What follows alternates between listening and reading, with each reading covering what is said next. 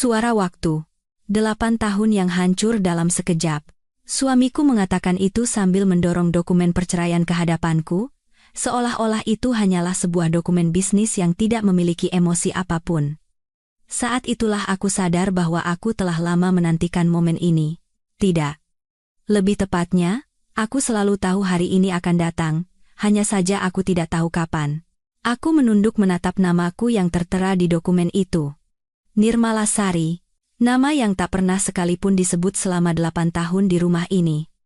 Di sini, aku hanyalah seorang menantu, dan terkadang, hanya sosok tanpa nama. Ibu mertuaku bersedekap, bersandar di sudut ruang keluarga. Senyum di sudut bibirnya begitu dingin, seolah-olah rencana yang telah ia susun sejak lama akhirnya berhasil dengan sempurna. Kau bisa hidup karena keluarga kami. Saat pergi, pergilah dengan rasa terima kasih. Suara tajamnya adalah suara yang kudengar selama 8 tahun, dan hari ini, suara itu terdengar lebih jelas dari biasanya. Tatapan dan nada dingin itu tidak pernah berubah satu hari pun, sejak pertama kali aku melangkahkan kaki ke rumah ini. Aku mengangkat wajahku menatap suamiku. Ia sibuk dengan ponselnya, hanya menunggu aku menandatangani dokumen itu. Sikapnya begitu acuh tak acuh, seperti sedang menunggu seseorang menandatangani tanda terima paket.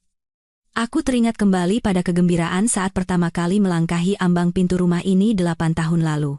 Betapa naifnya aku saat itu. Aku percaya bahwa selama ada cinta, segalanya akan baik-baik saja, entah itu tatapan dingin ibu mertua atau ketidakpedulian suami. Aku pikir seiring berjalannya waktu, segalanya akan membaik. Namun, waktu sama sekali tidak mengubah apapun, malah meninggalkan luka yang lebih dalam. Hari pertama setelah menikah, ibu mertuaku berkata, "Sebagai menantu, kau tidak perlu pusing soal uang, biar ibu yang mengurusnya, serahkan buku tabungan gajimu pada ibu." Saat itu, aku menurut begitu saja, berpikir bahwa itu adalah perkataan seorang ibu mertua, jadi sudah sepantasnya. Aku hanya bisa memandangi uang yang ditarik dari rekeningku setiap bulan tanpa berkata apa-apa, karena mereka adalah keluarga dari orang yang kucintai. Aku percaya suatu hari mereka akan mengerti. Di tahun kedua, ia memintaku untuk menutup rekening deposito. "Putra ibu butuh modal untuk bisnis. Sebagai menantu, kau harus membantu, kan?" katanya. Aku hanya bisa mengangguk. Suamiku yang berada di sampingku tidak mengucapkan sepatah kata maaf pun, hanya menatapku seolah itu adalah hal yang wajar. Tapi aku bertahan, karena kupikir inilah cinta, inilah keluarga. Di tahun ketiga, ia memintaku untuk mengalihkan kepemilikan apartemen warisan orang tuaku. Urusan pajaknya rumit. "Lebih baik alihkan dulu ke nama ibu," dalihnya. Sejak saat itulah aku mulai merasa ada yang tidak beres, tapi semuanya sudah terlambat. Aku telah memberikan terlalu banyak pada mereka.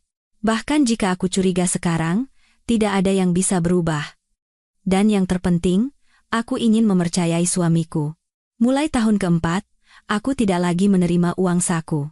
Ia berkata jika aku butuh sesuatu, katakan saja dan ia akan membelikannya, seolah aku adalah anak kecil. Padahal aku adalah wanita dewasa berusia di atas 30 tahun, tetapi untuk membeli jajanan seharga Rp10.000 pun aku harus meminta izin. Setiap kali aku mengadu pada suamiku, ia selalu menjawab dengan kalimat yang sama, "Ibu melakukan semuanya demi kita." Di tahun kelima, bahkan untuk bertemu teman-temanku pun dibatasi. Ia berkata, menantu yang sering keluyuran di luar tidak baik untuk citra keluarga. Duniaku perlahan-lahan menyempit. Kontak dengan teman-teman terputus, interaksi dengan dunia luar berkurang, hanya menyisakan rumah dan keluarga ini sebagai satu-satunya duniaku. Di tahun ke-6, ia menyuruhku berhenti bekerja. Untuk apa bekerja jika tidak punya anak? Tinggal di rumah dan urus pekerjaan rumah tangga saja, katanya. Aku pun mengundurkan diri dari perusahaan tempatku bekerja selama ini. Gaji terakhirku pun tetap masuk ke rekening ibu mertuaku. Dan akhirnya, aku menjadi orang yang sepenuhnya bergantung pada rumah ini. Di tahun ke-7, aku stres setiap hari karena masalah anak. Mau sampai kapan mempermalukan keluarga kita? Untuk apa mempertahankan menantu yang tidak bisa punya anak? Katanya. Hasil pemeriksaan dari rumah sakit menunjukkan bahwa masalahnya ada pada pihak suami, Tetapi aku tidak bisa mengatakan kebenaran itu. Jelas sekali ibu mertuaku tidak akan percaya, dan mungkin akan marah menuduhku berbohong. Dan sekarang, di tahun ke-8, akhirnya momen ini tiba. Perlahan aku mengeluarkan pena dari tasku.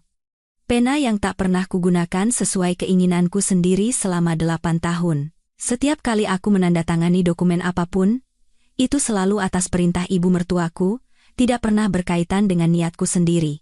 Aku membaca dokumen perceraian itu sekali lagi dengan saksama. Di bagian pembagian harta gonogini, tertulis bahwa bagianku hampir tidak ada sama sekali.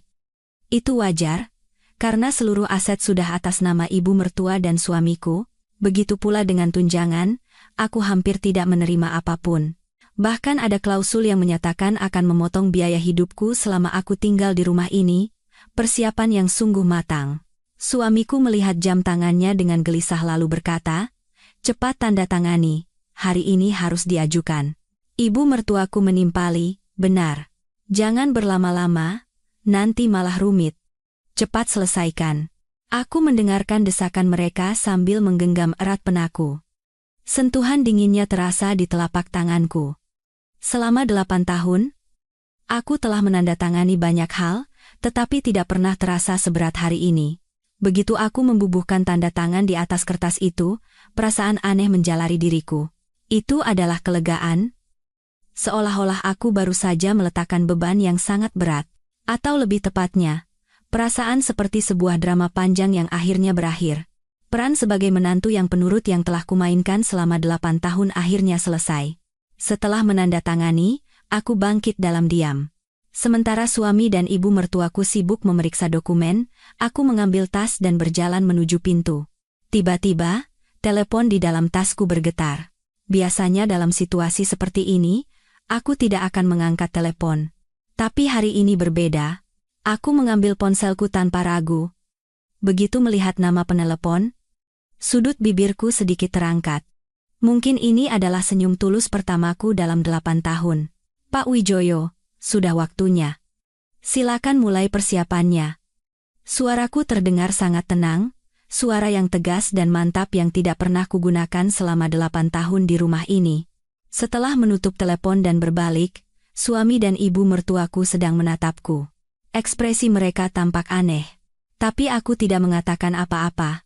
Saat aku membuka pintu dan melangkah keluar, aku memandangi rumah ini untuk terakhir kalinya. Ruang keluarga yang selalu kubersihkan dan kurapikan selama 8 tahun, dapur tempatku menyiapkan sarapan untuk ibu mertuaku setiap pagi, kamar tidur yang pernah menjadi tempatku tidur bersama suamiku. Kini, itu adalah tempat yang tidak akan pernah kudatangi lagi. Begitu pintu tertutup, aku mendengar suara ibu mertuaku dari belakang. Akhirnya perempuan itu pergi juga. Betapa tenangnya rumah kita nanti. Aku tersenyum sambil menekan tombol lift. "Anda pasti akan mendapatkan ketenangan yang Anda inginkan, Bu." Sungguh menggelikan ketika aku mendengar cerita mereka setelahnya. Kabarnya, malam itu, setelah mengajukan surat cerai, di rumah suamiku diadakan pesta perayaan meriah seolah-olah ada festival. Ibu mertuaku pasti berkata pada suamiku, "Akhirnya perempuan itu pergi. Sekarang kita bisa melakukan apapun sesuka hati kita." Malam itu, saat aku sedang merapikan barang-barang di kamar sewaan yang kecil, aku mencoba membayangkan mereka. Ibu mertuaku mungkin sedang duduk di sofa ruang keluarga, membuka aplikasi properti di ponselnya. Mungkin ia berpikir sekarang ia bisa dengan bebas menggunakan uang yang selama ini terikat pada namaku. Suamiku mungkin duduk di sebelahnya dengan antusias. Entah itu penthouse di kawasan SCBD, rumah mewah di Pondok Indah, atau villa di Menteng, mereka pasti sedang berhitung betapa mewahnya hidup mereka tanpa aku. Keesokan paginya, mereka mungkin bangun pagi-pagi sekali, mandi dan berpakaian lebih cepat dari biasanya, lalu menuju kantor agen properti. Ibu mertuaku mungkin akan membawa tas bermereknya yang paling mahal, karena hari ini adalah hari istimewa. Hari penandatanganan kontrak pembelian penthouse, tentu harus berpakaian yang sesuai. Sementara itu, aku, di pagi yang sama, sedang duduk menyeruput kopi di sebuah kafe, duduk di dekat jendela, memandangi pemandangan di luar sambil berpikir, kira-kira sudah sampai mana mereka sekarang. Jika dihitung waktunya, pas sekali, Aku dengar mereka membuat janji pada pukul 10 pagi di kantor agen properti ternama di pusat kota Jakarta. Agen properti itu pasti menyambut mereka dengan sangat baik. Sebagai klien yang akan membeli properti seharga puluhan miliar, tentu mereka akan mendapatkan pelayanan kelas atas. Mungkin mereka diantar ke lokasi dengan mobil mewah dan menjelajahi setiap sudut penthouse itu dengan saksama. Ibu mertuaku pasti akan mengagumi ruang keluarga yang luas. Nah, harusnya kita tinggal di tempat seperti ini.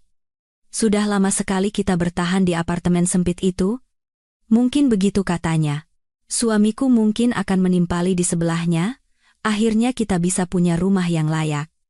Investasi yang dulu tidak bisa dilakukan karena terhalang uang, sekarang bisa.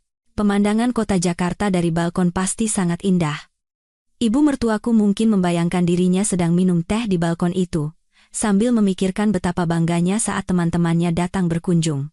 Dapur yang dilengkapi peralatan modern pasti akan membuatnya puas. Meskipun ia tidak pernah memasak, ia pasti berpikir itu akan terlihat bagus saat ada tamu. Kamar tidurnya luas, kamar mandinya mewah. Ibu mertuaku mungkin membayangkan dirinya tidur nyenyak di kamar itu. Dan saat agen properti menyebutkan harganya, ia mungkin tidak akan terlalu kaget. Ia justru berpikir harga itu sangat pantas, mengingat jumlah uang yang selama ini terikat. Saat memeriksa kontrak, suasana pasti penuh dengan kebahagiaan. Ia dan suamiku mungkin akan memeriksa setiap klausul satu persatu, merasa bahwa properti ini benar-benar akan menjadi milik mereka. Mereka akan melihat detail kesepakatan khusus, seperti tanggal serah terima, biaya pemeliharaan, dan masalah parkir. Semuanya pasti sangat memuaskan. Akhirnya, tiba saatnya menandatangani kontrak. Ibu mertuaku mungkin akan memegang pena dengan hati berdebar, karena ini mungkin akan menjadi belanja termahal dalam 80 tahun hidupnya. Suamiku di sampingnya pasti akan menatapnya dengan bangga. Setelah menandatangani kontrak, tinggal tahap transfer uang. Agen itu mungkin akan berkata dengan ramah, transfer bisa dilakukan di bank sebelah, Pak. Bu. Mari saya antar. Selama perjalanan singkat menuju bank, betapa senangnya perasaan ibu mertuaku. Akhirnya, saat untuk memiliki penthouse mewah impiannya tiba. Petugas bank pasti akan menyambut mereka dengan sopan, karena ini adalah transaksi bernilai besar. Mereka mungkin akan diantar ke ruang VIP dan duduk dengan nyaman. Ibu mertuaku akan menyerahkan buku tabungannya sambil berkata, "Saya mau transfer dari rekening ini. Puluhan miliar." Sementara petugas menerima buku tabungan dan memeriksanya di sistem, ibu mertuaku dan suamiku pasti menunggu dengan penuh harap. Mereka pasti bersemangat membayangkan akan segera menerima kunci penthouse. Tapi kemudian, ekspresi petugas itu berubah. Awalnya, ia memeriksa layar berulang kali, lalu memanggil rekannya untuk melihat bersama. Jelas ada masalah. Ibu mertuaku pasti mulai gelisah. "Kenapa lama sekali? Cepat urus," katanya. Petugas itu memasang wajah menyesal dan berkata, "Mohon maaf, Bu, tapi rekening Anda telah dibekukan." Kata-kata itu membuat wajah ibu mertuaku pucat pasi. "Dibekukan? Apa maksudmu? Kemarin masih bisa dipakai. Kenapa tiba-tiba dibekukan?" Ia pasti meninggikan suaranya. Suamiku juga pasti kaget dan mendesak petugas, "Pasti ada kesalahan, coba periksa lagi." Tapi berapa kali pun diperiksa, hasilnya tetap sama. Rekening itu dibekukan total, tidak bisa ditarik sepeser pun. Ibu mertuaku pasti bergumam dengan wajah tidak percaya. "Tidak mungkin. Pasti sistemnya error. Petugas itu hanya bisa meminta maaf berulang kali, kami juga tidak tahu penyebabnya, Bu. Akan kami coba tanyakan pada manajer." Saat itulah, ibu mertuaku pasti teringat sesuatu. Bayangan diriku sedang berbicara di telepon kemarin. "Pak Wijoyo, sudah waktunya. Silakan mulai persiapannya." Kata-kata itu pasti terngiang di kepalanya. Ia pasti mulai merasa ada yang tidak beres. Suamiku juga pasti berpikir sama. Ia mungkin teringat betapa tenangnya aku kemarin, sikap yang sangat berbeda dari biasanya, pasti ini ulah perempuan itu. Suamiku mungkin akan menggeram, tapi tidak yakin karena tidak tahu kemampuan apa yang kumiliki. Perjalanan dari bank kembali ke kantor agen properti pasti terasa sangat memalukan. Mereka harus menjelaskan situasinya kepada agen. Dan penandatanganan kontrak hari itu harus dibatalkan. Agen itu pasti kaget, Saya belum pernah mengalami hal seperti ini. Biasanya sebelum tanda tangan kontrak, jarang ada masalah seperti ini. Wajah ibu mertuaku pasti memerah. Ia pasti merasa malu, marah, dan bingung. Pagi hari berangkat dengan penuh semangat, tapi harus kembali dalam kondisi seperti ini. Di dalam taksi perjalanan pulang, ibu mertuaku dan suamiku pasti terdiam. Mereka pasti merasa ada sesuatu yang salah besar.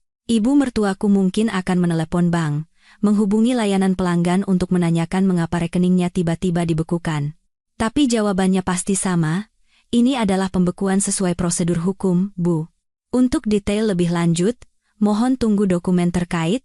Suamiku juga pasti memeriksa rekeningnya sendiri, dan hasilnya sama. Semua rekening dibekukan, saat itulah mereka akan menyadari betapa seriusnya situasi ini, bahwa ini bukan sekadar kesalahan sistem. Setibanya di rumah, ibu mertuaku pasti akan mengeluarkan semua buku tabungan untuk diperiksa. Baik rekening yang pernah atas namaku maupun rekening yang sudah dialihkan ke nama keluarga suami. Dan hasilnya sungguh mengerikan. Tidak ada satupun rekening yang bisa diakses. Saat itulah ibu mertuaku pasti merasakan ketakutan yang sesungguhnya.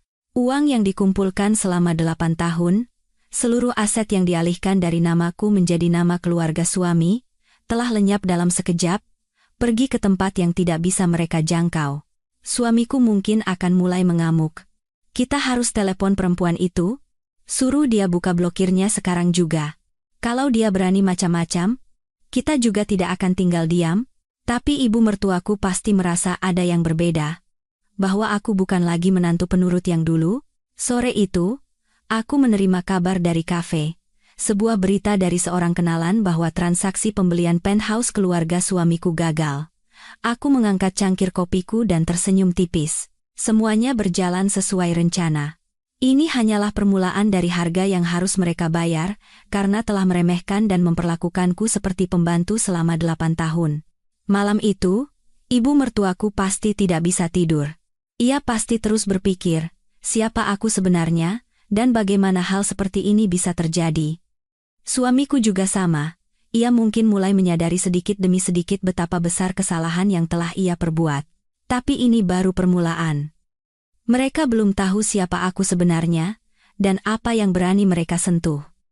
Besok, mereka akan mengetahui kebenaran yang jauh lebih mengejutkan. Langkah kaki tergesa-gesa pasti bergema di seluruh lobi bank. Setelah kegagalan membeli penthouse kemarin, ibu mertua dan suamiku pasti hampir tidak tidur semalaman. Mereka pasti bangun sejak dini hari untuk berdiskusi tentang apa yang harus dilakukan. Dan akhirnya, mereka mungkin sampai pada satu kesimpulan, mereka harus melabrak pihak bank secara langsung. Ibu mertuaku pasti bangun lebih pagi dari biasanya untuk bersiap. Ia mungkin akan memilih pakaiannya yang paling berwibawa dan mengenakan semua perhiasan mahalnya. Hari ini adalah hari penting, ia tidak boleh kalah. Suamiku juga mungkin mengenakan setelan jas, berbeda dari biasanya yang santai di rumah. Hari ini, mereka harus terlihat formal. Begitu pintu bank terbuka, kemarahan ibu mertuaku pasti meledak. Ia mungkin langsung mendatangi petugas di konter layanan pelanggan dan mulai meninggikan suara, menjelaskan kejadian kemarin sambil berteriak, bagaimana bisa hal konyol seperti ini terjadi? Petugas itu pasti terkejut dengan nasabah yang tiba-tiba datang mengamuk. Ia mungkin bingung dan hanya bisa menyarankan agar mereka masuk ke ruang VIP untuk berbicara dengan lebih tenang. Meskipun sudah duduk di ruang VIP, emosi ibu mertuaku tidak mereda. Ia mungkin berteriak, kemarin rekening kami tiba-tiba dibekukan, kami nasabah yang bertransaksi dengan baik selama 8 tahun, tapi kalian perlakukan kami seperti ini. Di mana sopan santun kalian? Petugas yang bertanggung jawab mungkin akan memeriksa komputernya dengan wajah tegang. Ia pasti langsung tahu bahwa situasinya rumit. Ia akan meminta mereka menunggu sebentar lalu memanggil manajer, karena masalah sebesar ini bukan sesuatu yang bisa ditangani oleh staf biasa. Manajer cabang mungkin akan datang sendiri, menyapa dengan sopan dan meminta penjelasan. Ibu mertuaku pasti akan menjelaskan dari awal hingga akhir. Saya baru saja bercerai dengan menantu saya 2 hari yang lalu, dan tiba-tiba semua rekening kami dibekukan. Apakah hal seperti ini legal? Ia pasti akan mendesak. Sementara manajer cabang memeriksa sistem, Ibu mertua dan suamiku pasti menunggu dengan gelisah, berharap ada solusi. Tapi wajah manajer cabang itu pun menjadi muram. Ia memeriksa layar berulang kali lalu berkata dengan wajah serius, "Ibu, Bapak, seluruh rekening ini terdaftar sebagai aset dalam sebuah trust, perwalian aset." Ibu mertuaku pasti akan bertanya balik, "Trust apa? Uang yang kami kelola selama 8 tahun ini tiba-tiba menjadi aset trust?" "Itu konyol." Manajer cabang itu mulai menjelaskan. "Artinya, ada pemilik manfaat yang sesungguhnya, Bu. Meskipun atas nama ibu dan bapak, sebenarnya ini adalah aset yang dikelola atas nama orang lain." Ia kemudian mengeluarkan dokumen hukum. Di dalamnya, tertera dengan jelas detail tentang tanggal pendirian trust, pemilik manfaat yang sebenarnya, dan syarat-syarat pengelolaan. Ibu mertuaku menerima dokumen itu, dan wajahnya pasti pucat pasi. Tanggal pendirian trust itu adalah hari pertama aku masuk ke rumah mereka. Seluruh asetku langsung didaftarkan sebagai trust setelah pernikahan 8 tahun lalu. Di kolom pemilik manfaat, namaku tertera dengan jelas. Nirmala Sari. Nama yang tidak pernah disebut dengan benar di rumah mertuaku, kini terpampang dengan gagah di semua dokumen. Suamiku pasti merebut dokumen itu dan wajahnya ikut memucat. "Apa-apaan ini? Bagaimana bisa uang yang kami kelola selama 8 tahun menjadi milik orang lain?" Ia pasti berteriak.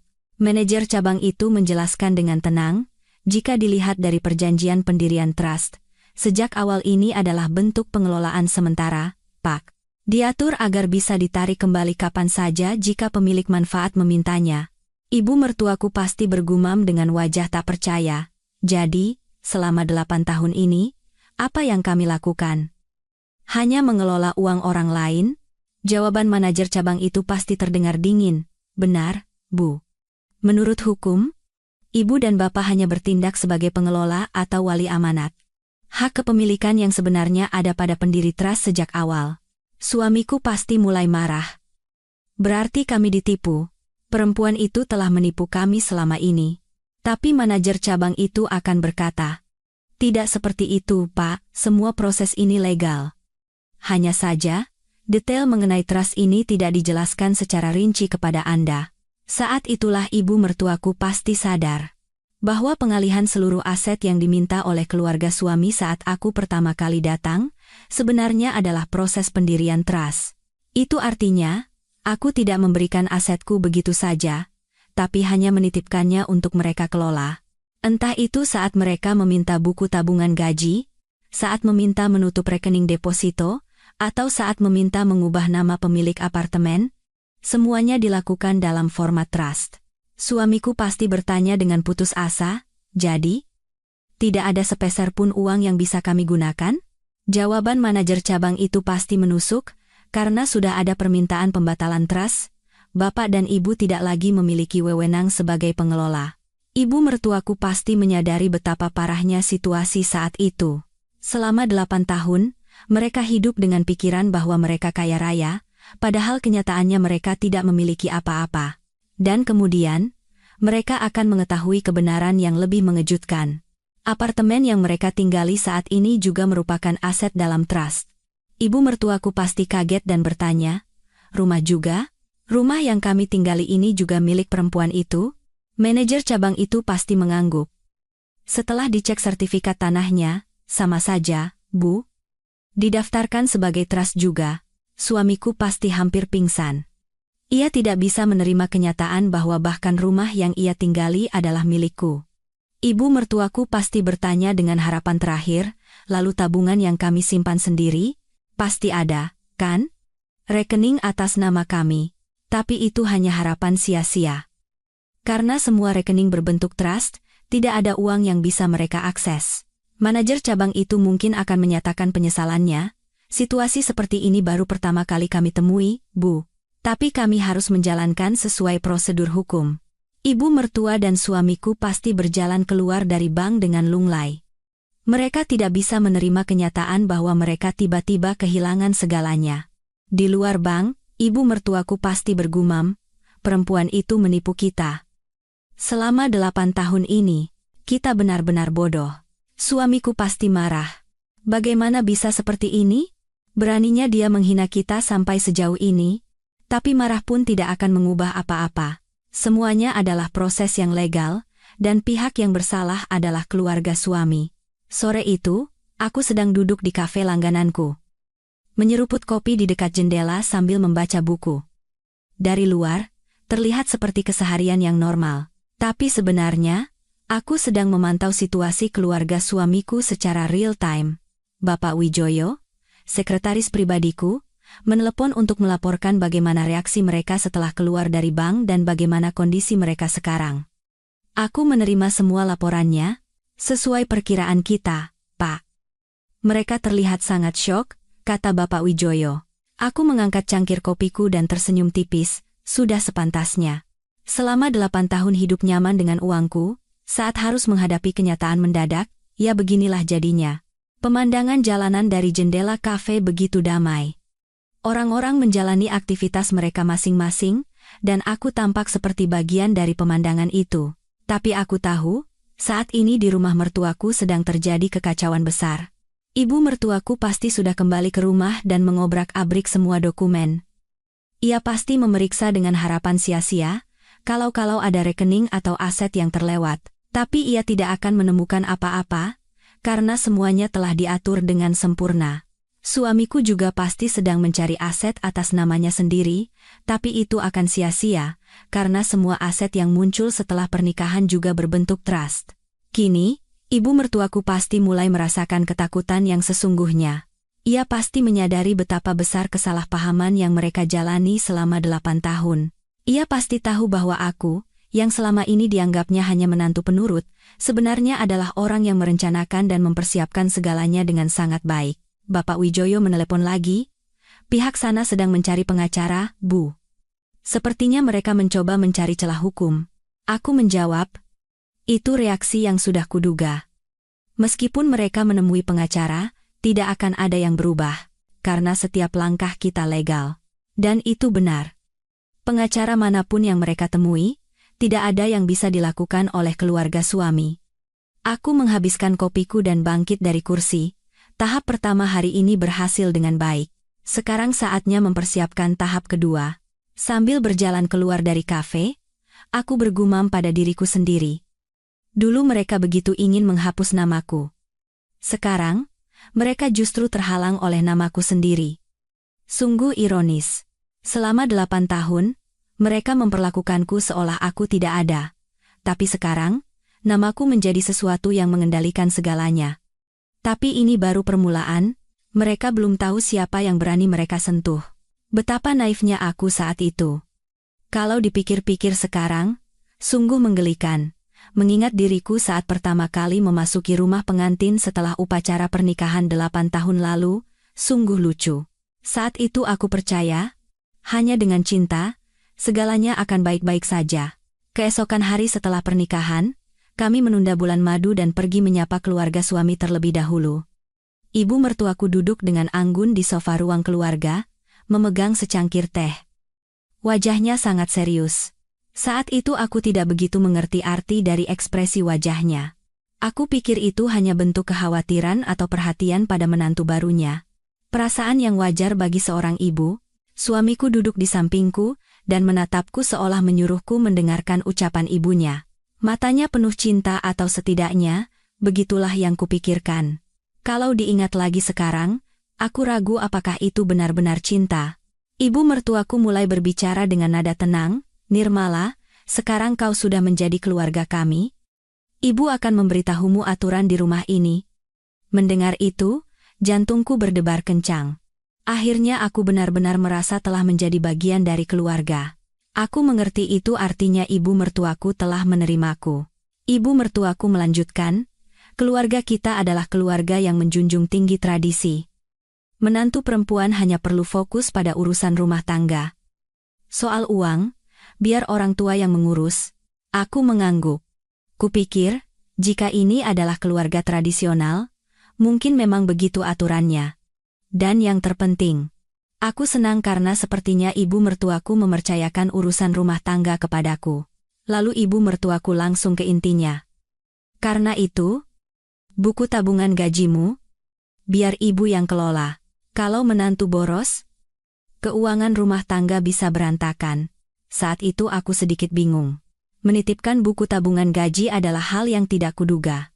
Tapi suamiku memegang tanganku dan berkata, "Ibu benar, urusan pajak juga rumit, dan pengelolaan keuangan rumah lebih baik diserahkan pada yang berpengalaman."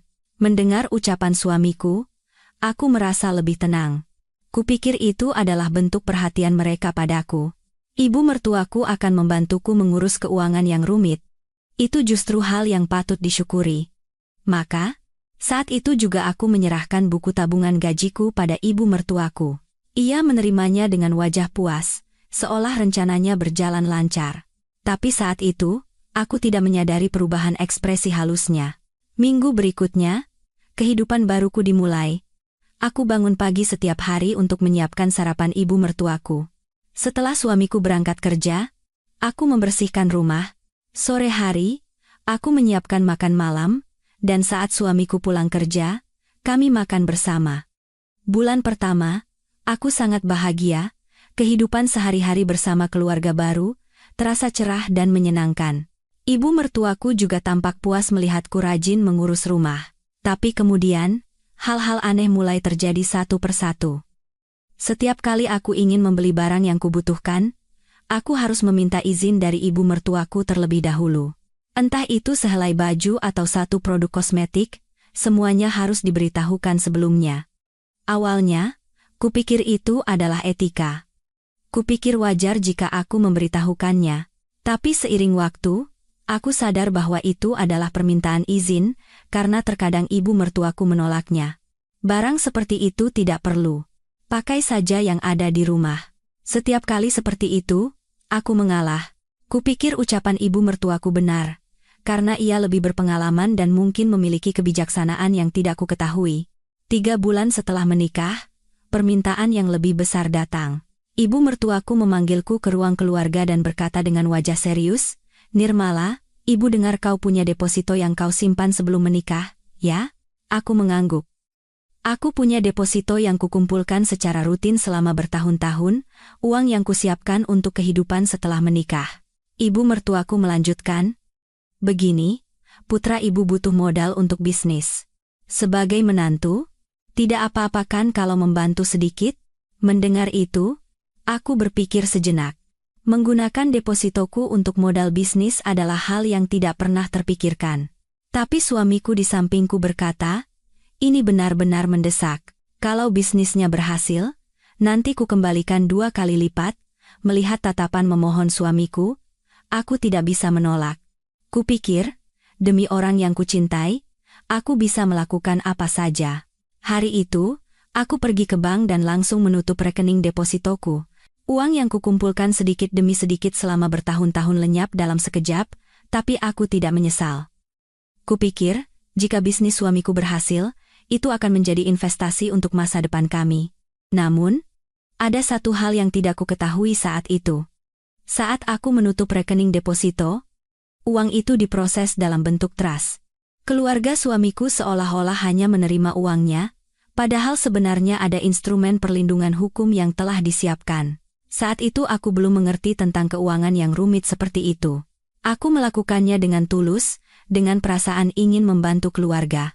6 bulan setelah menikah, ujian yang lebih besar datang. Ibu mertuaku membicarakan soal apartemen yang kudapat dari orang tuaku.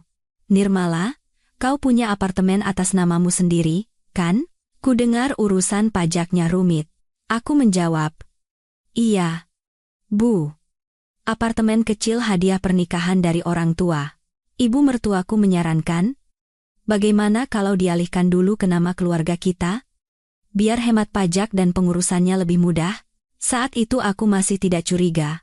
Kupikir ibu mertuaku memberiku saran demi kebaikanku, membantuku menyelesaikan masalah pajak yang rumit adalah hal yang patut disyukuri. Suamiku pun menimpali, "Ibu lebih berpengalaman mengurus properti. Lebih baik serahkan pada ibu." Aku terbujuk oleh kata-kata itu. Kupikir, jika diserahkan pada ibu mertuaku yang berpengalaman, akan lebih aman. Tapi kalau dipikir-pikir sekarang, sejak saat itulah aset-asetku mulai dialihkan ke keluarga suami satu persatu. Saat proses pengalihan kepemilikan apartemen, Aku mulai curiga untuk pertama kalinya. Dokumennya lebih rumit dari yang kukira. Bukan hanya pengalihan nama biasa, tapi ada proses rumit seperti pendirian trust di dalamnya. Saat itu pengacara menjelaskan, dengan cara ini, bisa lebih hemat pajak nantinya, Bu. Dan jika diperlukan, bisa dialihkan kembali kapan saja. Mendengar itu, aku merasa lega. Kemungkinan untuk bisa dialihkan kembali membuatku tenang. Kupikir itu hanya penitipan sementara. Tapi baru belakangan aku tahu betapa matangnya rencana itu. 1 tahun setelah menikah, aku menjadi orang yang sepenuhnya bergantung secara ekonomi. Tidak punya buku tabungan gaji, deposito, maupun apartemen, tidak ada aset atas namaku yang tersisa. Setiap kali seperti itu, ibu mertuaku akan berkata, "Kita kan satu keluarga, kenapa harus perhitungan? Bukankah kita satu keluarga?" Aku mencari ketenangan dari kata-kata itu. Kupikir, jika memang satu keluarga, tidak perlu membedakan mana milikku dan mana milik mereka. Tapi kemudian, tanda-tanda lain mulai muncul. Saat aku akan bertemu teman-temanku, ibu mertuaku akan menunjukkan wajah tidak suka.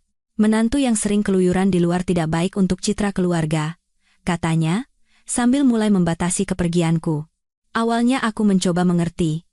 Kupikir dalam keluarga tradisional, mungkin memang begitu. Tapi aku mulai merasa semakin sesak. Kontak dengan teman-teman mulai berkurang. Saat tidak bisa bertemu, kabar pun menghilang dengan sendirinya. Duniaku semakin sempit. 2 tahun setelah menikah, aku menjadi orang yang benar-benar terisolasi. Hubungan dengan dunia luar hampir tidak ada. Hanya rumah ini dan keluarga inilah yang menjadi segalanya bagiku. Sejak saat itu, sikap ibu mertuaku mulai berubah. Dulu ia masih memperlakukanku seperti menantu, tapi sekarang ia seolah memperlakukanku seperti pembantu. Menentukan waktu bangun pagi, memerintahkan urutan pekerjaan pembersihan, bahkan soal pakaian apa yang harus kukenakan pun ia ikut campur. Aku masih bertahan. Aku mencoba berpikir bahwa ini juga bagian dari didikan untukku, tapi jauh di lubuk hati, aku mulai merasa ada yang tidak beres. 3 tahun setelah menikah, terjadi insiden yang menjadi titik balik. Aku sakit dan ingin ke rumah sakit, tapi ibu mertuaku tidak mengizinkan. Cuma flu, kenapa harus ke rumah sakit? Istirahat di rumah saja nanti juga sembuh. Tapi aku benar-benar sakit. Demam tinggi dan nyeri di sekujur tubuh. Tapi karena itu perkataan ibu mertuaku, aku menahannya. 4 hari kemudian, suamiku melihat kondisiku dan membawaku ke rumah sakit. Dokter berkata itu adalah gejala awal pneumonia. Jika terlambat sedikit saja, bisa berbahaya. Saat itu, untuk pertama kalinya aku marah. Kupikir, apakah menghemat biaya lebih penting dari kesehatanku? Tapi aku tidak bisa menyuarakannya, karena seorang menantu tidak boleh membantah ibu mertua. Malam itu, untuk pertama kalinya aku merenungkan situasiku dengan serius. Apakah ini hubungan keluarga yang normal? Lalu aku menepis pikiran itu. Aku menghibur diriku sendiri bahwa ini masih masa penyesuaian. Seiring waktu, pasti akan membaik. Mulai tahun keempat, situasinya semakin buruk. Ibu mertuaku tidak memberiku uang saku sama sekali. Ia bilang, jika butuh sesuatu, ia akan membelikannya. Tapi kenyataannya, sebagian besar permintaanku ditolak dengan alasan tidak perlu. Aku sudah dewasa, tapi diperlakukan seperti anak kecil. Untuk membeli jajanan seharga Rp10.000 saja harus meminta izin. Setiap kali seperti itu, aku merasa harga diriku terinjak, tapi aku bertahan. Aku percaya suatu hari nanti ia akan mengerti. Tapi suatu hari itu tidak pernah datang. Situasi hanya semakin memburuk. 5 tahun setelah menikah, aku menjadi orang yang depresi. Diriku yang dulu ceria telah hilang. Aku menjadi orang yang selalu waspada dan tertutup. Saat teman-temanku sesekali menghubungiku, aku akan beralasan tidak bisa bertemu. Sebenarnya karena ibu mertuaku tidak mengizinkan, tapi aku tidak bisa menjelaskannya. Jadi, aku perlahan-lahan memisahkan diri dari dunia. Tapi bahkan saat itu, aku belum menyerah. Aku percaya setidaknya suamiku masih mencintaiku. Namun, di tahun ke-6, harapan terakhir itu pun hancur. Suamiku mulai mengabaikanku. pulang ke rumah tanpa sapaan ramah, dan kami hampir tidak pernah berbicara. Saat aku mengajaknya bicara, ia akan menjawab dengan kesal, seolah aku adalah beban. Saat itulah aku sadar. Aku tidak tahu bahwa di kemudian hari, uang ini akan menghancurkan keluarga kami. Tapi saat itu sudah terlambat, setelah aku menyeberangi sungai yang tak bisa kembali. Getaran ponsel memecah keheningan ruang keluarga. Itulah saat yang telah kuantisipasi. Tidak, lebih tepatnya, itu adalah sesuatu yang kutahu akan terjadi suatu hari nanti, hanya saja aku tidak menyangka akan secepat ini. Itu adalah ponsel suamiku. Ia meninggalkannya di meja ruang keluarga saat pergi mandi. Biasanya ia tidak akan melakukan itu, tapi sepertinya belakangan ini ia mulai lengah. Ketika notifikasi pesan muncul di layar, aku ragu-ragu. Apakah benar jika aku mengintip privasi suamiku? Tapi di saat yang sama, aku punya firasat aneh. Perubahan perilaku suamiku yang mencurigakan beberapa bulan terakhir sepertinya saling terkait. Ia semakin sering pulang larut malam dan sering pergi mendadak di akhir pekan. Katanya urusan pekerjaan, tapi ada sesuatu yang tidak wajar. Perlahan aku mengambil ponselnya dan memeriksa layar. Nama pengirimnya adalah Rania, nama yang belum pernah kulihat sebelumnya. Dan begitu aku melihat isi pesannya, jantungku serasa berhenti berdetak. Sayang, nanti kalau sudah tanda tangan kontrak penthouse-nya, langsung ke sini ya. Aku tunggu. Pesan singkat itu menjelaskan segalanya. Kemarin saat aku mendengar kabar bahwa keluarga suami gagal membeli penthouse, kukira itu hanya masalah keuangan. Tapi setelah melihat pesan ini, aku tahu situasinya lebih rumit dari itu. Suamiku berselingkuh dengan wanita lain, dan ia bahkan memberitahukan kabar pembelian penthouse itu kepadanya. Tanganku terasa gemetar. Kehidupan pernikahan 8 tahun hancur dalam sekejap. Aku memeriksa riwayat pesan lebih lanjut. Isinya penuh dengan hal-hal yang tidak pernah kubayangkan. Percakapan yang telah berlangsung selama berbulan-bulan, ungkapan cinta, dan bahkan rencana masa depan. Yang paling mengejutkan adalah pembicaraan tentangku. Wanita itu mengirim pesan khawatir, kalau istrimu tahu bagaimana? Jawaban suamiku lebih mengejutkan lagi. Tenang saja. Nanti juga akan kurus. Perempuan itu sudah selesai. Perempuan itu? Begitulah ia memanggilku. Orang yang telah hidup bersamanya selama 8 tahun sebagai istri, ia panggil seperti itu. Aku mendengarkan suara air dari kamar mandi sambil terus memeriksa pesan. Kapan hubungan mereka dimulai? Bagaimana perkembangannya? Semuanya terungkap dengan jelas. Yang paling menyakitkan adalah waktu. Hubungan mereka sudah berlangsung lama, bahkan sebelum ada pembicaraan cerai denganku. Saat aku masih percaya bahwa suamiku mempercayai dan mencintaiku, ia justru sedang merencanakan masa depan dengan wanita lain. Ada pesan yang lebih mengejutkan lagi. Wanita itu bertanya pada suamiku, kalau cerai nanti, pembagian hartanya bagaimana? Begitu melihat jawaban suamiku, aku merinding. Tenang saja. Tidak ada apapun atas nama perempuan itu. Ibuku sudah mengurus semuanya. Saat itulah, semua kepingan teka-teki menyatu menjadi sebuah gambar yang utuh. Alasan keluarga suami perlahan-lahan mengalihkan asetku selama 8 tahun bukan hanya karena urusan pengelolaan keuangan rumah tangga. Itu adalah rencana yang telah disiapkan untuk saat ini sejak awal. Aku meletakkan ponsel itu kembali ke tempatnya dan duduk di sofa. Pikiranku kacau, kemarahan, rasa dikhianati, dan kehampaan bercampur aduk. Ketika suamiku selesai mandi dan keluar, aku berpura-pura menonton TV, seolah tidak tahu apa-apa. Ia melihat ponselnya dan tersenyum. Mungkin ia sudah melihat balasan dari wanita itu. Ia menatapku dan berkata, "Hari ini sepertinya harus lembur. Aku akan pulang larut." Aku mendengarkan kebohongan itu dan ingin tertawa, tapi aku menahannya. Iya, hati-hati di jalan. Setelah suamiku pergi, aku duduk sendirian di ruang keluarga. Sulit menerima kenyataan bahwa 8 tahun terakhir ini adalah sebuah kebohongan. Saat itu, ibu mertuaku keluar dari dapur. "Kenapa belum menyiapkan makan malam? Apa yang kau lakukan?" Aku mengangkat wajah menatapnya. Saat itu, aku merasakan sesuatu yang berbeda dari ekspresi wajahnya, seolah ia sudah tahu segalanya. Ibu mertuaku duduk di sofa dan berkata, "Nirmala, sudahlah, Cukup. Tidak butuh waktu lama untuk mengerti arti kata-katanya. Ibu mertuaku juga tahu tentang perselingkuhan suamiku. Tidak. Kupikir mungkin itu sudah termasuk dalam rencana mereka sejak awal. Aku bertanya dengan hati-hati, maksud ibu apa? Ibu mertuaku menghela napas dan menjawab, ibu tahu semuanya. Tentang putra ibu yang berhubungan dengan wanita lain, dan tentang hubungannya denganmu yang tidak lagi baik. Perempuan itu jauh lebih baik, lebih cocok dengan keluarga kita. Mendengar itu, pikiranku kosong. Ibu mertuaku juga mengenal wanita itu, dan bahkan menyukainya. Ibu mertuaku melanjutkan, kau juga tahu kau tidak bisa punya anak. Tidak ada gunanya juga. Lebih baik bercerai dan pergi. Itu yang terbaik untuk kedua belah pihak.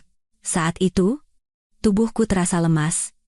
Semua pengorbananku untuk rumah ini selama 8 tahun menjadi tidak berarti dalam sekejap. Kata-kata terakhir ibu mertuaku adalah yang paling mengejutkan. Tapi jangan mempermalukan keluarga kita, pergilah diam-diam. Perempuan itu kelihatannya jauh lebih berkelas. Mendengar itu, aku ingin tertawa. Berkelas? Wanita yang merebut suami orang lain itu berkelas? Tapi aku tidak mengatakannya. Aku tahu itu tidak ada gunanya. Aku bangkit dan berjalan ke kamarku. Saat itu, ibu mertuaku pasti berpikir aku akan menerima semuanya dengan pasrah, seperti yang kulakukan selama 8 tahun ini. Di dalam kamar, aku membuka laptop suamiku. Kata sandinya tidak sulit ditebak, itu adalah tanggal ulang tahunku. Sungguh ironis. Di dalam laptop itu ada lebih banyak bukti, foto-foto dengan wanita itu, catatan perjalanan mereka bersama, dan bahkan rencana masa depan. Tapi yang paling mengejutkan adalah hal lain. Itu adalah formulir permohonan perubahan nama pemilik rekening bersama, dokumen untuk menghapus namaku dari semua rekening yang mencantumkan namaku, bahkan rekening yang tidak pernah kuketahui sebelumnya. Saat itulah aku sadar. Sejak awal, mereka berencana untuk menghapusku sepenuhnya. Bukan hanya namaku, tapi juga keberadaanku. Melihat tanggal pada dokumen itu, rencananya sudah disiapkan berbulan-bulan. Artinya, suamiku telah merencanakan semuanya jauh sebelum ia membicarakan perceraian denganku. Aku mencetak dokumen-dokumen itu, menyimpannya, dan menyalin semua file ke dalam USB. Kupikir mungkin akan berguna nanti. Saat itu, ponselku berbunyi. Pesan dari suamiku. Sepertinya akan lebih malam lagi. Tidur saja duluan. Aku menatap kebohongan itu dan bergumam. Jadi kalian ingin menghapus namaku? Ya? Tapi ada satu hal yang tidak mereka ketahui. Mereka tidak tahu siapa aku, dan kekuatan apa yang kumiliki. Selama 8 tahun, aku mungkin telah memainkan peran menantu penurut dengan terlalu sempurna, sehingga mereka benar-benar meremehkanku. Tapi sekarang berbeda. Sudah waktunya aku menunjukkan bahwa aku juga bisa menghapus nama. Malam itu aku tidak bisa tidur. Aku menata ulang segalanya di kepalaku, pengkhianatan suami, penghinaan ibu mertua, dan rencana matang mereka. Tapi di saat yang sama, aku merasakan secercah harapan. Sekarang aku tidak perlu merasa bersalah lagi. Ini adalah kesempatan untuk membuktikan bahwa semua waktuku yang terbuang untuk keluarga ini selama 8 tahun tidak sia-sia. Saat fajar menyingsing, aku mengambil keputusan. Jika mereka ingin menghapus namaku, maka aku akan menghapus nama mereka juga, tapi dengan caraku sendiri. Dengan kekuatanku sendiri. Pagi harinya, suamiku pulang. Ia berpura-pura lelah dan langsung mandi. Aku melihatnya dan tertawa dalam hati. Ia masih berpikir bisa menipuku dengan sempurna. Ibu mertuaku juga masih memerintahkanku menyiapkan sarapan seperti biasa. Ia bertingkah seolah tidak ada percakapan apapun semalam. Aku menyiapkan sarapan dengan patuh. Tapi di dalam hati, aku telah menyusun rencana. Aku bersumpah pada diriku sendiri, mulai hari ini, segalanya akan berubah. Mereka akan segera tahu betapa besar mereka telah meremehkanku. Kini saatnya untuk menemukan jati diriku yang sebenarnya. Saatnya untuk melepaskan sosok yang tersembunyi selama 8 tahun. Sisi lain yang tersembunyi di balik nama Nirmala Sari. Pagi itu, aku keluar rumah lebih awal dari biasanya. Keluarga suami mungkin berpikir aku pergi ke supermarket. Ibu mertuaku mungkin melihatku membawa daftar belanjaan yang ia berikan dan merasa tenang, berpikir bahwa aku masih menantu yang patuh. Tapi aku tidak menuju ke supermarket, melainkan ke tempat lain. Gedung kantor pusat Yayasan Budaya Adhikarya, yang terletak di jantung kota Jakarta. Gedung kaca yang menjulang tinggi seolah menusuk langit. Di sanalah aku lahir dan dibesarkan. Berdiri di depan gedung itu, perasaan aneh muncul. Saat aku pergi dari sini 8 tahun lalu, aku tidak pernah berpikir akan kembali lagi. Saat itu, aku buta karena cinta dan berpikir bisa meninggalkan segalanya. Saat melangkah masuk ke lobi, pemandangan yang familiar menyambutku. Lantai marmer yang memantulkan cahaya lampu, karya seni yang menghiasi dinding, dan staf yang menyapa dengan sopan. Semuanya masih sama. Tapi sekarang, aku adalah orang yang berbeda, bukan lagi putri tunggal ketua yayasan 8 tahun lalu, tapi seorang wanita yang telah merasakan pahitnya dunia. Aku naik lift ke lantai teratas. Di sana adalah ruang kerja sekretaris ayahku, Bapak Wijoyo. Orang yang telah merawatku sejak kecil. Saat aku membuka pintu ruang kerjanya, Bapak Wijoyo terkejut dan bangkit berdiri. Nona Nirmala, sudah lama tidak bertemu. Mendengar suara yang kurindukan itu, hatiku terasa hangat. Itu adalah nama asliku yang kudengar setelah 8 tahun. Bapak Wijoyo bertanya bagaimana kabarku, mengapa aku tidak menghubunginya selama ini, tapi melihat ekspresi wajahku, ia pasti langsung tahu bahwa sesuatu yang serius telah terjadi.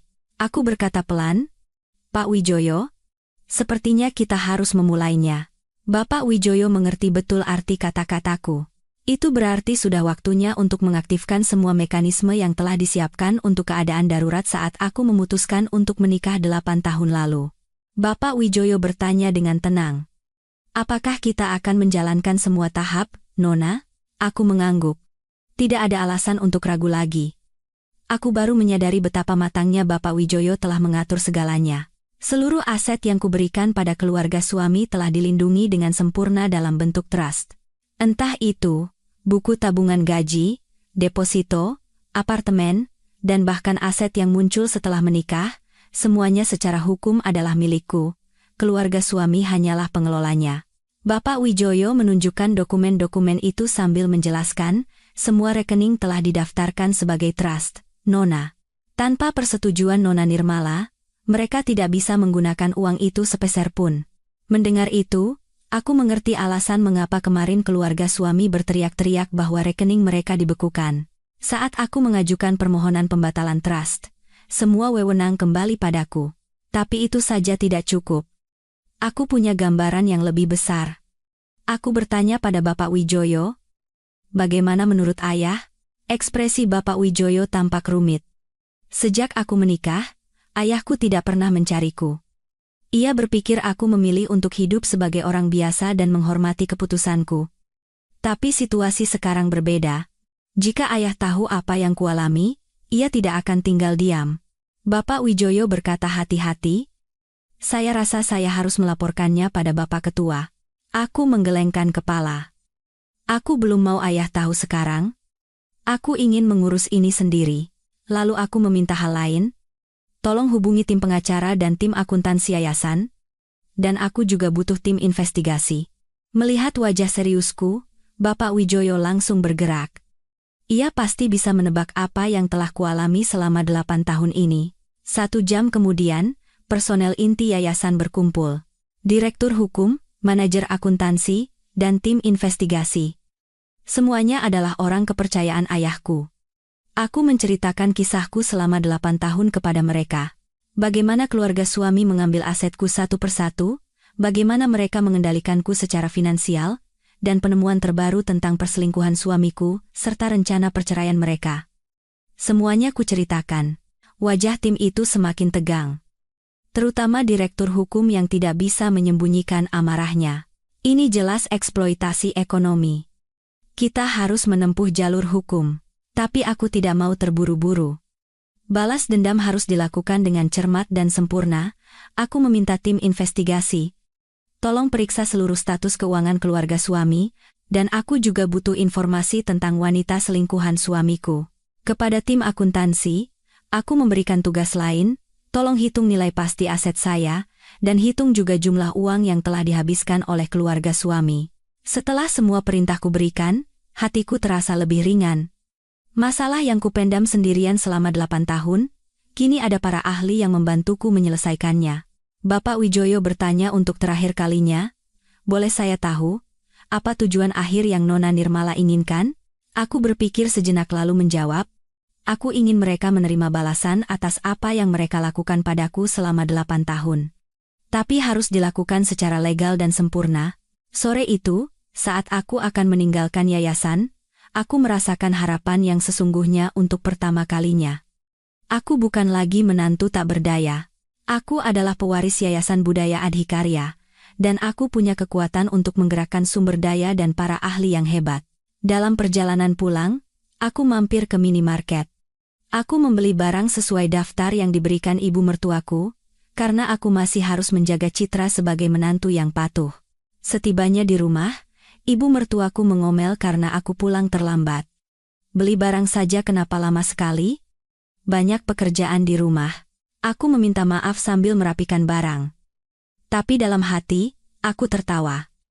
Ibu mertuaku masih belum tahu siapa aku. Saat makan malam, suamiku pulang.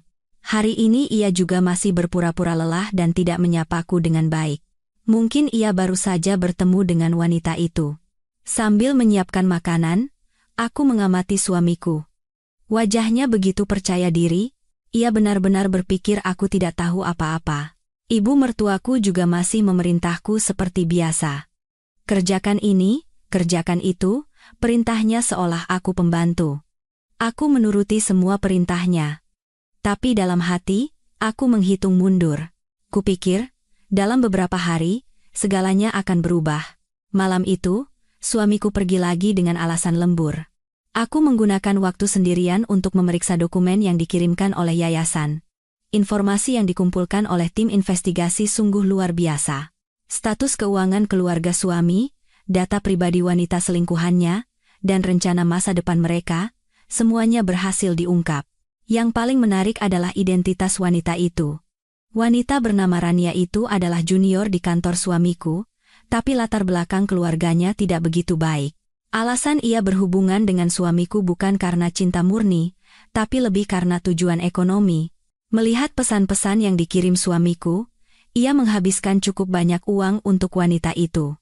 Tas bermerek, makanan mahal, dan biaya perjalanan. Semuanya adalah uangku yang digunakan untuk wanita lain. Laporan tim akuntansi juga mengejutkan.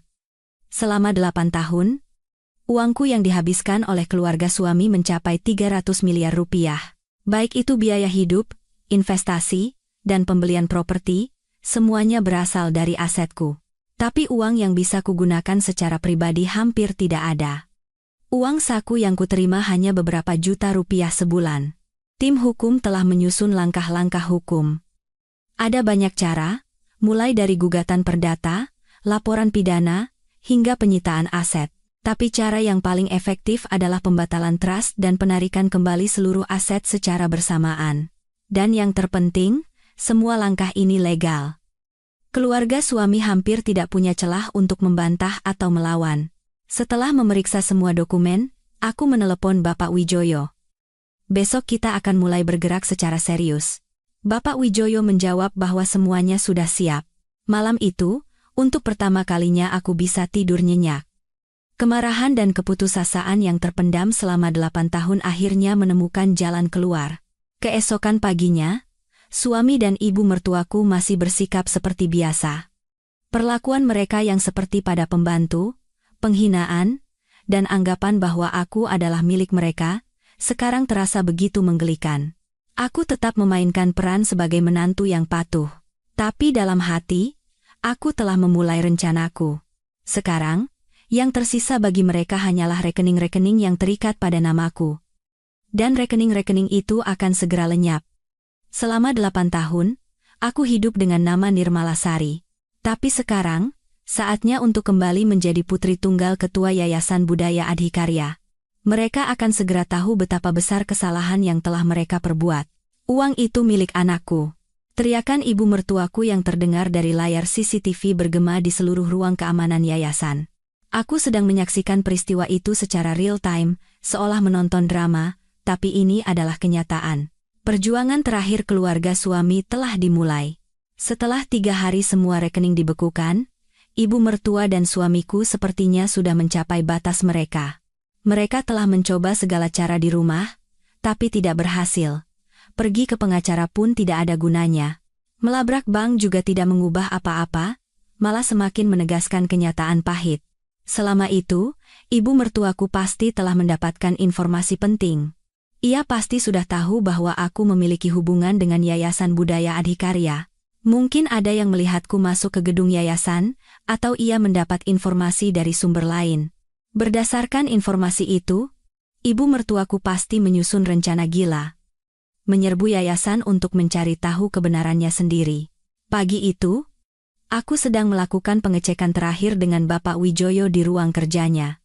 Semua proses hukum berjalan lancar, dan tidak ada lagi yang bisa dilakukan oleh keluarga suami. Sekarang, tinggal menunggu mereka menerima kenyataan. Tapi ekspresi Bapak Wijoyo tampak kurang baik. Ada laporan dari tim keamanan bahwa ada orang mencurigakan yang berkeliaran di sekitar gedung. Saat memeriksa rekaman CCTV, ternyata itu memang ibu mertua dan suamiku. Mereka berdiri ragu-ragu di depan pintu masuk gedung cukup lama. Sepertinya sedang memutuskan apakah akan masuk atau tidak. Aku melihat pemandangan itu dan merasa sedikit kasihan. Meskipun mereka telah meremehkan dan memperlakukanku seperti pembantu selama 8 tahun, kondisi mereka saat ini sungguh menyedihkan. Tapi perasaan itu tidak bertahan lama. Mengingat apa yang telah mereka lakukan padaku, tidak ada alasan untuk merasa kasihan. Sekitar pukul 1 siang, mereka akhirnya bergerak. Ibu mertuaku masuk ke gedung lebih dulu. Di meja resepsionis, ia berkata ingin bertemu dengan perwakilan dari Yayasan Budaya Adhikarya. Saat resepsionis bertanya, apakah sudah ada janji, ibu mertuaku mulai berteriak. Ini darurat. Saya datang karena Nirmalasari. Perempuan itu telah mengambil uang kami. Saat lobi mulai gaduh, tim keamanan datang. Tapi ibu mertuaku tidak mau mundur. Ia justru semakin kencang menyuarakan ketidakadilan. Uang yang kami kelola selama 8 tahun tiba-tiba tidak bisa digunakan? Apa-apaan ini? Saat itu, suamiku masuk. Ia terlihat lebih tenang dari ibunya, tapi matanya menunjukkan keputusasaan dan kemarahan. Staf mencoba menjelaskan dengan sopan, tapi mereka tidak mau mendengarkan. Mereka hanya ingin tahu di mana aku berada dan bagaimana cara mendapatkan uang mereka kembali. Tim keamanan menghubungi Bapak Wijoyo, melaporkan bahwa situasi memburuk dan meminta keputusan apakah akan memanggil polisi. Tapi aku menyuruhnya menunggu. Aku ingin melihat sejauh mana mereka akan bertindak. Sekitar 30 menit kemudian, situasi semakin parah. Ibu mertuaku mulai menggebrak meja resepsionis sambil berteriak, katakan sekarang di mana menantuku. Apa yang dia lakukan di sini? Kalau tidak, aku tidak akan pergi. Melihat pemandangan itu, aku merasa iba sekaligus geli. Ia masih saja berpikir aku hanyalah menantu penurut. Suamiku mencoba cara lain. Ia menawarkan uang kepada staf untuk mendapatkan informasi, tapi staf kami bukanlah orang yang bisa disuap. Tindakannya itu justru membuatnya semakin mencurigakan. Pukul 3 sore, perilaku mereka semakin menjadi-jadi. Ibu mertuaku mencoba naik lift. Saat petugas keamanan menghalanginya, ia mencoba mendorong dan memaksa masuk. Terjadi saling dorong, dan ibu mertuaku terjatuh. Ia terluka, tapi tidak menyerah. Ia justru semakin marah dan berteriak, "Jangan halangi kami." Suamiku ikut campur. Kami datang untuk menuntut hak kami. Kenapa kalian menghalangi? Tidak ada masalah hukum di sini, klaimnya. Tapi itu adalah kebohongan yang jelas. Orang yang tidak punya wewenang, apapun sedang mengamuk di gedung orang lain. Saat itulah, aku memutuskan untuk turun. Aku tidak bisa hanya menonton. Saat aku turun ke lobi, ibu mertua dan suamiku terkejut melihatku. Terutama ibu mertuaku. Wajahnya seolah tidak mengerti bagaimana aku bisa ada di sini. Aku berkata dengan tenang, "Ibu, sebaiknya kita pulang." Tapi ibu mertuaku justru semakin marah. "Kau, perempuan sialan, apa yang kau lakukan di sini? Apa yang kau lakukan dengan uang kami?" teriaknya. Orang-orang di sekitar menoleh, situasi yang sangat memalukan. Suamiku mendekatiku dan mendesak, "Apa yang telah kau lakukan? Kenapa rekening kami dibekukan? Aku tidak menjawab pertanyaan mereka. Mereka pasti sudah tahu segalanya. Tidak perlu menjelaskan lagi. Aku berkata kepada tim keamanan, "Tolong antar kedua orang ini keluar." Tapi mereka tidak mau pergi begitu saja. Ibu mertuaku mencengkram lenganku dan berteriak, "Dasar perempuan tidak tahu diuntung. Beginikah caramu membalas orang yang telah membesarkanmu?" Saat itu, aku benar-benar marah. Membesarkanku? Selama 8 tahun memperlakukanku seperti pembantu? Tapi aku tidak mengatakannya. Tidak ada gunanya. Petugas keamanan mencoba membawa mereka keluar, tapi ibu mertuaku melawan dengan keras. Di tengah keributan itu, terjadi insiden lain. Suamiku tiba-tiba berlari ke arah lain, mencoba naik lift ke lantai atas. Petugas keamanan mencoba menghalanginya, tapi suamiku mendorongnya hingga berhasil lewat. Sejak saat itu, kekacauan benar-benar terjadi. Suamiku berlari ke lantai atas dan mulai menggedor pintu-pintu kantor. "Nirmala di mana? Keluar sekarang!" teriaknya. Para pegawai terkejut dan mencoba menelepon polisi, tapi suamiku semakin beringas. Ia bahkan masuk ke ruang kerja yang berisi komputer dan mulai mengobrak-abrik dokumen. Aku melihat pemandangan itu melalui CCTV dan tidak percaya. Suamiku yang biasanya bersikap sopan, kini berubah total. Akhirnya, suamiku berhasil masuk ke ruang server. Ia mencuri kartu akses dan masuk tanpa izin.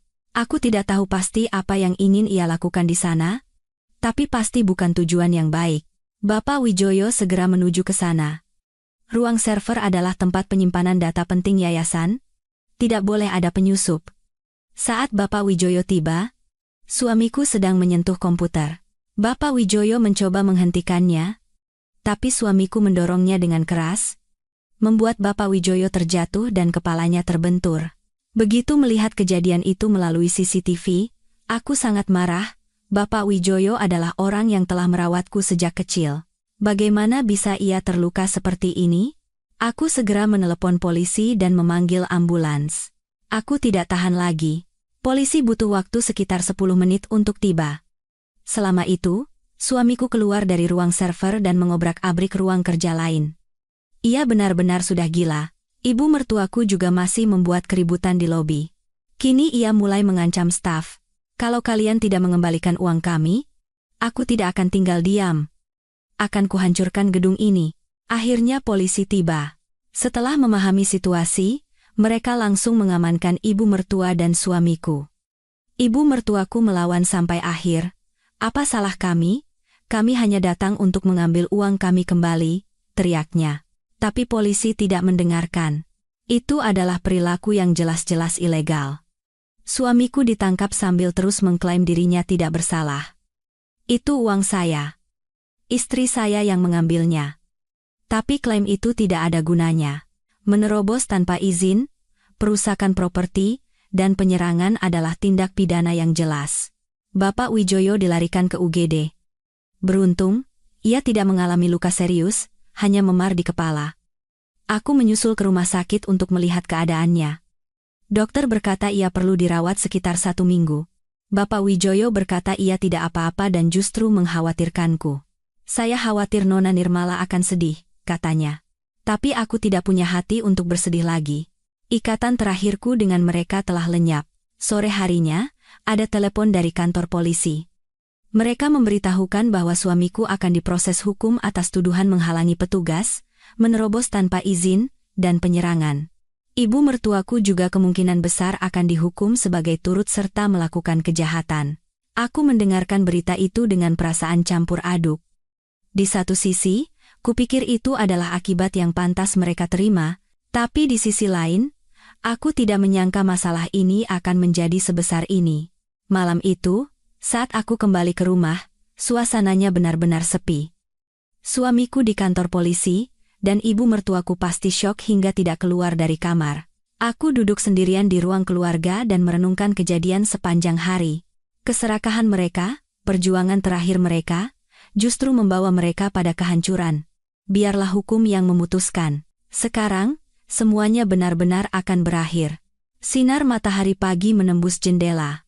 Pagi itu, sinar matahari terasa lebih hangat dari biasanya, seolah musim dingin yang panjang telah berakhir dan musim semi akhirnya tiba. Semalam, setelah mendengar kabar bahwa suamiku ditahan, aku tetap tenang. Aku justru merasa lega. Lega karena akhirnya segalanya akan kembali pada tempatnya. Ibu mertuaku menerima telepon sejak dini hari. Pengacara, kenalan, dan kerabat, semuanya pasti menelepon untuk menanyakan kejadian kemarin. Tapi ibu mertuaku pasti tidak banyak bicara, karena semuanya adalah kebenaran yang terlalu jelas. Saat sarapan, ibu mertuaku masih belum keluar dari kamar. Biasanya, jika aku tidak menyiapkan sarapan, ia akan marah. Tapi hari itu berbeda. Aku sarapan sendirian dengan menu sederhana. Untuk pertama kalinya dalam 8 tahun, aku bisa makan apa yang kuinginkan, tidak perlu memasak sesuai selera ibu mertuaku atau menyiapkan lauk kesukaan suamiku. Kebebasan itu begitu berharga. Sekitar pukul 10 pagi, Bapak Wijoyo menelepon. Ia memberitahukan bahwa ia sudah keluar dari rumah sakit dan ada jadwal penting hari ini, konferensi pers. Kejadian di yayasan kemarin telah menjadi berita, dan banyak wartawan ingin tahu kebenarannya. Apalagi saat beredar rumor bahwa putri ketua Yayasan Budaya Adhikarya terlibat, minat publik semakin tinggi. Aku menerima tawaran itu. Sekarang tidak ada alasan untuk bersembunyi lagi, justru, inilah saatnya untuk membuka kebenaran. Sebelum meninggalkan rumah, aku bercermin. Sosok yang kulihat sangat berbeda dari saat aku pertama kali datang ke rumah ini 8 tahun lalu. Dulu aku adalah pengantin yang naif dan jatuh cinta. Sekarang, aku adalah seorang wanita yang telah merasakan pahitnya dunia. Tapi di saat yang sama, aku menemukan diriku yang lebih kuat. Dalam perjalanan ke yayasan, aku ingin mengucapkan selamat tinggal pada ibu mertuaku untuk terakhir kalinya. Tapi saat ku ketuk pintunya, tidak ada jawaban. Jadi aku langsung pergi. Ibu mertuaku pasti juga sulit menerima situasi ini. Setibanya di yayasan, sudah banyak wartawan yang berkumpul. Suasananya lebih ramai dari biasanya. Bapak Wijoyo menyambutku dan memeriksa persiapan terakhir. Ia memberiku daftar pertanyaan yang mungkin akan diajukan dan panduan jawaban. Tapi aku ingin mengatakan isi hatiku, bukan jawaban yang telah disiapkan. Pukul 2 siang, konferensi pers dimulai. Begitu aku melangkah masuk ke ruang konferensi, kilatan cahaya dari puluhan kamera menyambutku. Saat itu aku merasa aneh, tidak pernah kusangka, aku yang hidup bersembunyi selama 8 tahun, akan berdiri di hadapan begitu banyak orang. Pembawa acara memperkenalkanku sebagai putri tunggal Ketua Yayasan Budaya Adhikarya dan pihak yang terkait dalam insiden kemarin. Para wartawan serentak mengangkat tangan. Pertanyaan pertama sesuai dugaan. Apa yang sebenarnya terjadi kemarin? Dan mengapa keluarga suami Anda melakukan hal itu? Aku menjawab dengan tenang. Aku menjelaskan secara singkat apa yang telah kualami selama 8 tahun, dan mengatakan bahwa kejadian kemarin adalah akibat dari pilihan mereka sendiri. Pertanyaan kedua lebih lugas.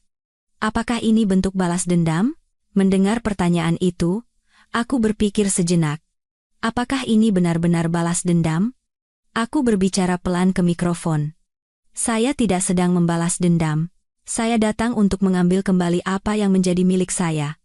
Nama saya, hidup saya, dan napas saya. Begitu selesai berbicara, ruang konferensi menjadi hening. Semua wartawan menyimak kata-kataku dengan saksama. Aku melanjutkan. Selama 8 tahun, saya tidak hidup dengan nama saya sendiri. Saya tidak bernapas dengan kehendak saya sendiri. Saya hanya hidup seperti yang diinginkan oleh orang lain. Mengatakan itu, aku merasa terharu. Perasaan yang terpendam selama 8 tahun seolah ingin tumpah. Tapi aku tidak menangis, sekarang bukan waktunya untuk menangis. Pertanyaan ketiga tentang rencana masa depan. Apakah ada niat untuk berdamai dengan keluarga suami? Dan bagaimana Anda akan menjalani hidup ke depannya? Aku menggelengkan kepala. Perdamaian hanya bisa terjadi jika kedua belah pihak mengakui kesalahan. Tapi sepertinya mereka masih belum merasa bersalah. Lalu aku menambahkan, saya ingin menjalani hidup saya sendiri. Hidup yang saya bangun dengan kehendak saya sendiri, bukan harapan atau keinginan orang lain. Pertanyaan terakhir adalah yang paling sulit. Apakah Anda menyesal? Aku berpikir lama, lalu menjawab, tidak. Saya tidak menyesal. Saya hanya menyayangkan, bagaimana jadinya jika saya lebih berani lebih awal. Setelah konferensi pers selesai, aku meninggalkan yayasan. Bapak Wijoyo mengantarku dan berkata untuk terakhir kalinya, "Sekarang, Nona Nirmala benar-benar bebas." Mendengar itu, aku merasa memang begitu. Untuk pertama kalinya dalam 8 tahun, aku merasakan kebebasan yang sesungguhnya. Alih-alih pulang, aku menuju ke sebuah taman. Aku butuh waktu untuk berpikir sendirian. Aku duduk di bangku taman dan membeli sekaleng kopi. Kopi kalengan biasa, tapi rasanya lebih manis dari kapanpun. Saat itu, ponselku berdering. Kabar dari seorang kenalan bahwa ibu mertuaku sedang berlutut di depan bank. Ia memohon agar blokir rekeningnya dibuka. Mendengar kabar itu, perasaanku campur aduk.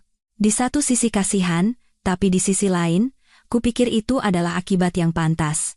Selama 8 tahun, ia telah memperlakukanku seperti itu. Saat aku tiba di rumah, hari sudah sore, ibu mertuaku masih belum keluar dari kamar. Ia pasti sangat syok. Aku mulai mengemasi barang-barangku dalam diam. Sekarang saatnya aku meninggalkan rumah ini. Tidak ada alasan lagi untuk tinggal di sini. Sambil berkemas, kenangan selama 8 tahun muncul. Kegembiraan saat pertama kali datang, perasaan yang perlahan layu, dan rasa dikhianati di akhir. Semuanya telah menjadi masa lalu. Keesokan paginya, aku mengucapkan selamat tinggal pada ibu mertuaku untuk terakhir kalinya. Saat ku ketuk pintunya, terdengar suara lemah menjawab. Saat aku masuk, kulihat ibu mertuaku tampak sangat lelah. Ia terlihat jauh lebih tua dalam semalam. Aku berkata pelan, "Bu, saya pergi." Ibu mertuaku menatapku dan berkata untuk terakhir kalinya, "Kau benar-benar akan meninggalkan kami seperti ini?" Aku menggeleng. Saya tidak meninggalkan. Saya mengambil kembali. Setelah itu, aku keluar dari rumah. Aku tidak menoleh ke belakang, karena itu sudah menjadi masa lalu. Beberapa hari kemudian, aku pindah. Sebuah apartemen kecil dengan pemandangan kota Jakarta, meskipun tidak besar, tapi ini sepenuhnya milikku. Secangkir kopi pertama yang kuminum di rumah baru terasa begitu istimewa. Aku tidak pernah tahu, bisa minum minuman kesukaan di waktu yang kuinginkan, di tempat di mana tidak ada yang mengganggu, akan sebahagia ini. Aku memandangi pemandangan kota dari jendela dan bergumam, akhirnya, aku bisa bernapas lega ya, Bu. Kata-kata itu seolah terbang terbawa angin. Itu adalah momen pembebasan setelah tertekan selama 8 tahun. Kini, aku bisa memulai hidup baru. Dengan nama asliku. Dengan kehendakku sendiri. Dan dengan napasku sendiri. Sinar matahari menembus jendela, menyentuh wajahku. Kehangatannya seolah memberkati awal yang baru ini. Aku menarik napas dalam-dalam. Untuk pertama kalinya setelah sekian lama, aku bisa bernapas dengan lega. Sekarang, segalanya terasa baru. Mulai dari bangun pagi, memutuskan apa yang akan kumakan, hingga memutuskan kemana akan pergi. Setiap keputusan adalah milikku. Itulah kebebasan sejati yang kuimpikan selama 8 tahun.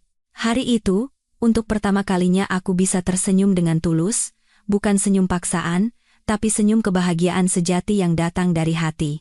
Aku menyeruput kopiku di tengah sinar matahari, sambil mulai memimpikan mimpi-mimpi baru. Sekarang, hidupku sepertinya baru saja dimulai.